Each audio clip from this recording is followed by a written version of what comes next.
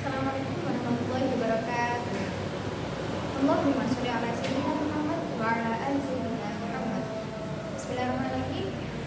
Yang menghormat kepada Bapak Profesor Muhammad Idris Jamaluddin dan Ibunya Ibu Bima Farasika selaku pengasuh Pondok Pesantren Al-Mu'min Putri. Yang terhormat kepada guru pemandu pelajaran tafsir tematik yakni Ustaz Ahmad Hidayat. Yang terhormat kepada orang tua saya dan teman-teman seperjuangan. Baik, di sini saya akan menerangkan tentang haramnya khamar, judi, dan juga harta anak yatim. Di sini saya akan menjelaskan tentang mulai dari intinya, apa yang dimaksudnya, dan asal mulanya. Yang pertama, makna global. Diambil dari surat Al-Baqarah ayat 219 bahwa khamar dan judi itu termasuk salah satu yang bisa menimbulkan dosa besar. Meskipun ada manfaatnya, namun yang lebih signifikan adalah dampak yang ditimbulkan oleh khamar dan judi tersebut.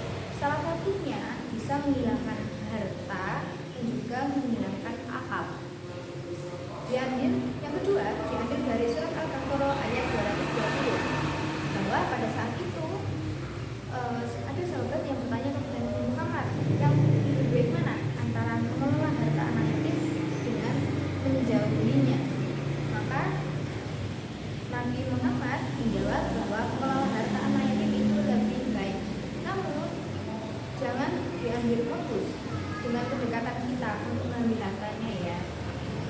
Yang kedua, sebab turun ayat.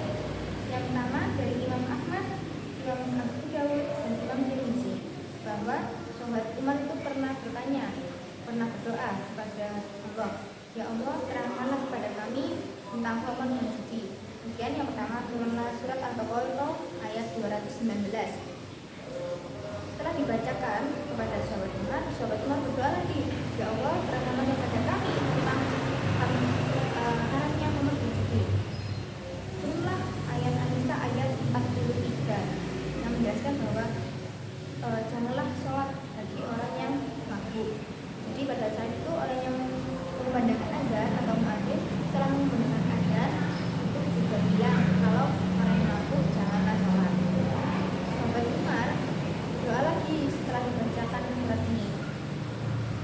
Turunlah ayat Al-Maidah, surat Al-Maidah ayat 91. Ketika pada sampai ayat yang menjelaskan apakah kalian mengerti, sahabat Umar menjawab ya kami mengerti.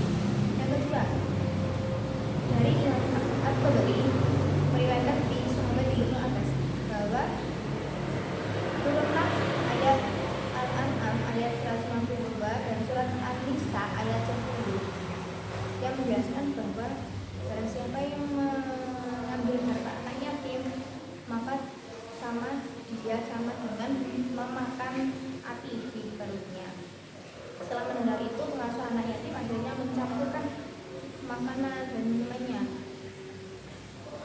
memisahkan makanannya dengan makanannya anak yatim.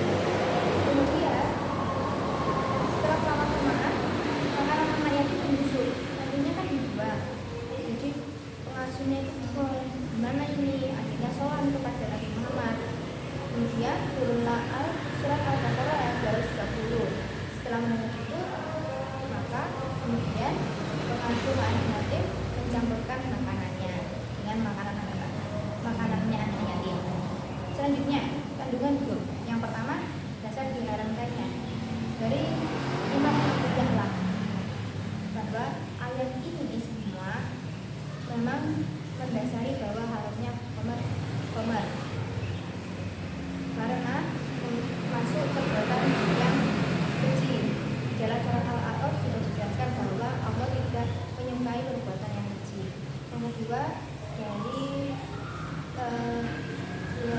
golongan ulama dari Mujtahid, Qatada, dan Qadir bahwa setelah turun ayat tersebut, ayat ini itu masih banyak yang minum. Jadi ayat ini itu hanya mencela, bukan mengharapkannya. Yang kedua, khamar adalah yang pertama dari Imam Abu Hanifah dan Kufah bahwa yang dimaksud khamar itu perasaan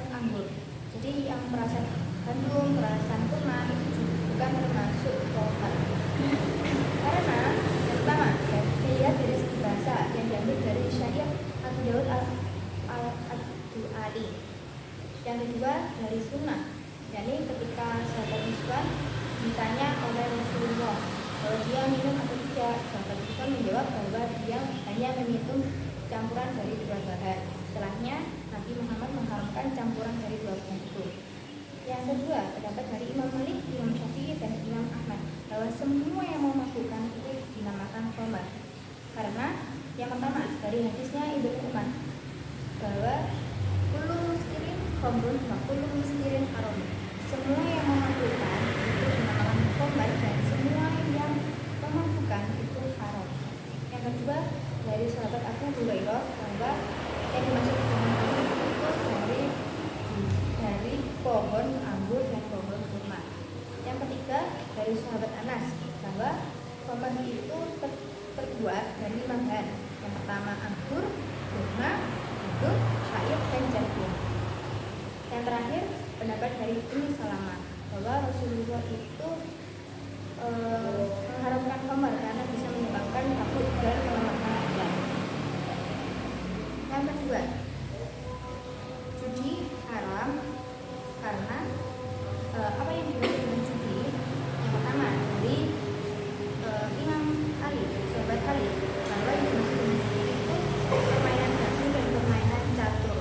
Yang kedua dari Ibnu Sirin bahwa semua yang membahayakan itu diharamkan. Yang ketiga dari hadis Nabi bahwa gaduh dan catur itu sudah diijma dengan hadis Nabi man laila bin nabi faqad asaqqa Rasulullah, bahwa permainan catur itu sesungguhnya tidak disukai oleh Allah dan Rasulnya. Imam Syafi'i memperbolehkan permainan catur dan judi dengan syarat tanpa adanya pertaruhan, tanpa adanya jualan, dan tanpa bisa meninggalkan sholat. Jadi kalau tidak ada pertaruhan, jualan, dan meninggalkan sholat, maka itu diperbolehkan. Sedangkan permainan panahan dan balap kuda itu sudah mendapatkan keringanan yang ketentuannya bisa dilihat di kitab fikih. Yang terakhir hikmah tasyrik.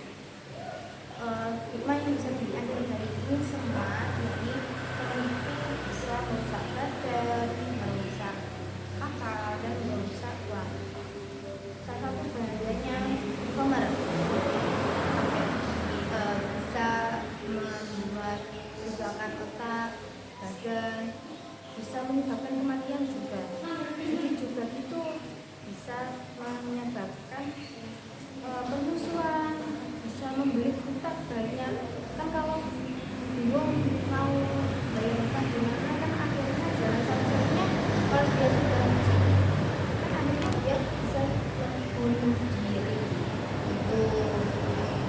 Nah, sekarang kan jadi itu semua berkaitan dengan haramnya khamar, judi, dan harta anak yatim. Cukup sekian dari saya, mohon maaf bila banyak salah